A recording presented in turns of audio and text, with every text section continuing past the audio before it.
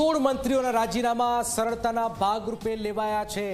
આપ જુઓ કે વહીવટી સરળતાના ભાગરૂપે રાજીનામા લઈ લેવા છે। 16 માંથી 5 થી 7 મંત્રીઓ રિપીટ થઈ શકે છે। ઝી 24 કલાક આ વાત કહી જ રહ્યું છે, પણ 16 માંથી 5 થી 7 રિપીટ થઈ શકે છે।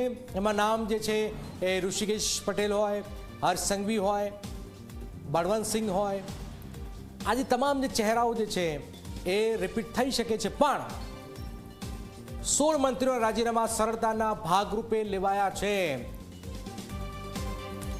દીક્ષિત સોની અમારી સાથે જોડાઈ ગયા છે। દીક્ષિતજી, આ એક પ્રોટોકોલ છે, એ પ્રમાણે સરળતાના ભાગરૂપે આ 16 મંત્રીઓના રાજીનામા લેવાઈ રહ્યા છે અને 5 થી 7 તો આપણે માનીએ છીએ કે રિપીટ થશે જ। બિલકુલ જનક, આ જે પ્રક્રિયા હાથ ધરવામાં આવી છે અને 16 મંત્રીઓએ જે રાજીનામા લીધા, રાજીનામા આપ્યા અને પછી એક તમામ મંત્રીઓ પોતાની કેબિન હોય કે પોતાનો બંગલો હોય કે પોતાની ગાડી હોય, એ એક પ્રક્રિયાના એક પ્રોટોકોલના ભાગરૂપે હેન્ડઓવર કરી રહ્યા છે। એનો અર્થ એવો નથી થતો કે ભારતીય જનતા પાર્ટીની નો રિપીટ થિયરી પ્રમાણે આ 16 મંત્રીઓમાંથી કોઈ રિપીટ નહીં થાય।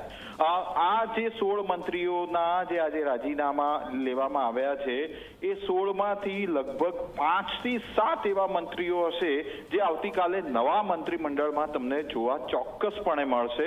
એટલે એક કન્ફ્યુઝન છે જે ખાસ કરીને આપણે આપણા દર્શકો માટે ક્લિયર કરવા માંગીએ છીએ કે આ જે રાજીનામા લીધા છે એક પ્રક્રિયાના ભાગરૂપે અને વહીવટી સરળતા માટે લેવામાં આવ્યા છે।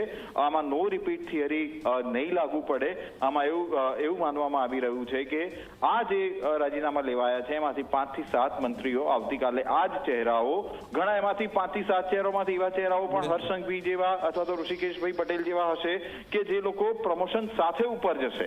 તો કહેવાનો અર્થ એ થાય છે કે નો રિપીટ થિયરી નથી, આ પ્રક્રિયાને નો ભાગ છે અને સરળતા માટે રાજીનામા લેવામાં આવ્યા। બિલકુલ બિલકુલ, આભાર દીક્ષિતજી। દીક્ષિતજી સતત જે જાણકારી આપી રહ્યા છે, એક પછી એક જાણકારી આપી રહ્યા છે, એ પ્રમાણે 16 મંત્રીઓના રાજીનામા સરળતાના ભાગરૂપે આ એક ઔપચારિકતા હોય છે અને ઔપચારિકતા હાલમાં પૂર્ણ કરવામાં આવી રહી છે।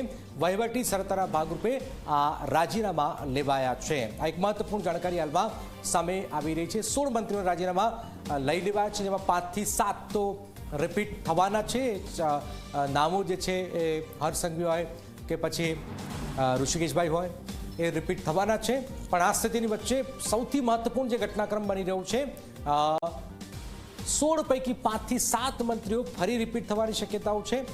એક પછી એક જે સોનલ જે ઘટનાક્રમ આપણે જોઈ રહ્યા છે કે આ એક પ્રક્રિયા છે કે 8 દિવસની અંદર જે મંત્રીઓ છે જેમને કદાચ મોકો ન મળે તો એમને પોતાનો બંગલો અને ગાડી ખાલી કરી દેવા પડશે, બંગલો ખાલી કરવો પડશે, ગાડી સુપ્રત કરવી પડશે।